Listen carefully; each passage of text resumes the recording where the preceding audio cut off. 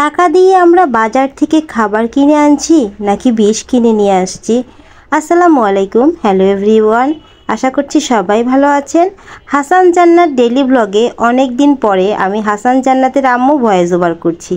এতদিন তো জান্নাতি ভয়েস ওভার দিচ্ছিল, তো কিছু গুরুত্বপূর্ণ বিষয় আপনাদের সাথে শেয়ার করার জন্য আজকের ভয়েসটা আমি দিচ্ছি। দয়া করে আজকের ভিডিওটি কেউ টানবেন না, না টেনে ভিডিওটি দেখবেন।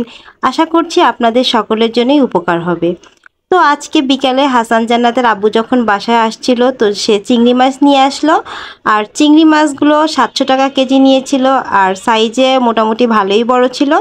তো চিংড়ি মাছগুলো দেখে হাসান জান্নাত তো অনেক খুশি। তো তারা বলছিল যে আম্মু আমাদেরকে চিংড়িগুলো ফ্রাই করে দাও, আমরা চিংড়ি ফ্রাই খাবো।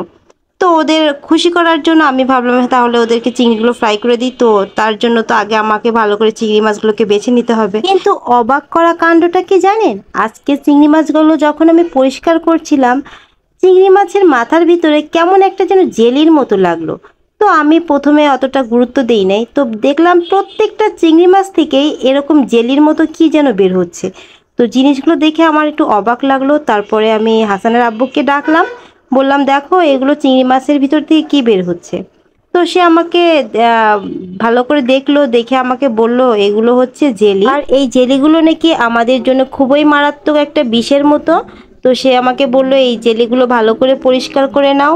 আমাদের দেশের কিছু অসাধু ব্যবসায়ী আছে যারা চিংড়ি মাছের ওজন বৃদ্ধির জন্য এগুলো ইনজেকশনের মাধ্যমে এগুলো নাকি চিংড়ি মাছের মাথায় পুশ করে থাকে। তো আমার কাছে কথা হচ্ছে যে দাম তো 700 টাকা দিচ্ছি, প্রয়োজনে আরও 50 টাকা বা 100 টাকা বেশি নিয়ে নিক। আমরা যেখানে 1 কেজি কিনতাম সেখানে আমরা হাফ কেজি কিনে নিয়ে আসি। কিন্তু এ ধরনের ক্ষতিকারক পদার্থগুলো কেন রে ভাই খাবারের মধ্যে দিয়ে কেন আমাদের ক্ষতি করছে? আচ্ছা, একটাবারও কি তাদের মাথায় এই চিন্তাটা আসে না যে তাদের বউ বাচ্চারাও হয়তো বা কোনো না কোনো দোকান থেকে, মাছের দোকান থেকে এই মাছগুলো হয়তো কিনে নিয়ে যাচ্ছে, তারাও তো এগুলোই খাচ্ছে, তাই না? তাহলে কেন এরকম তারা নিজেদেরই ক্ষতি করছে বা আমাদেরই ক্ষতি করছে? তো আমার সবগুলো মাছ বাছা হয়ে গেলে আমি আবার এগুলোকে জমিয়ে রেখেছিলাম। তো লাস্টে আমি কি করলাম, একটা বাটিতে নিয়ে ভালো করে পানি পাল্টে পাল্টে ধুয়ে নিচ্ছিলাম আমি শিওর হওয়ার জন্য যে আসলে কি এগুলো জেলি কিনা।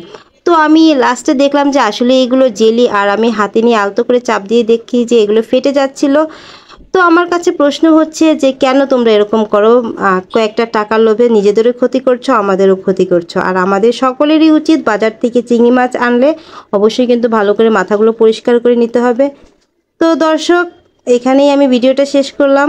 আমার ভিডিওটা কেমন লেগেছে জানি না, আমার কাছে মনে হলো যে আপনাদের সাথে শেয়ার করা উচিত, তাই শেয়ার করলাম। সবাইকে অনেক অনেক ধন্যবাদ।